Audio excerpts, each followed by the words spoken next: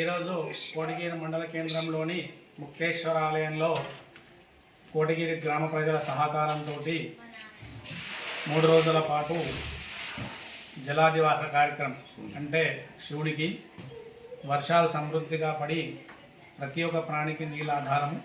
ఆ నీళ్లు కావాలి కనుక వరుణ అనుగ్రహంతో చక్కగా వర్షాలు సమృద్ధిగా కురిసి అందరూ కూడా చక్కగా పిల్లా పాపలు ప్రాణికోట అంతా కూడా సంతోషంగా ఉండాలని ఈరోజు మేమందరం కూడా కొడిగేరు వాస్తవ్యులు ముక్తేశ్వర ఆలయంలో నీలగౌడ స్వామికి అభిషేకం చేయడం జరిగింది.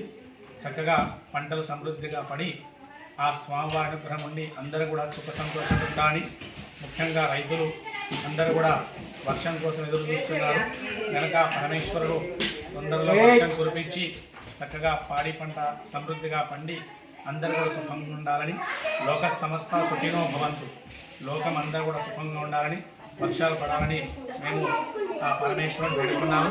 అందరూ కూడా వేడుకొని చక్కగా వర్షాలు కురవాలని, లోక సమస్త సుఖంగా భవంతు, లోకం సుఖంగా ఉండాలని మేము వేడుకుంటున్నాము.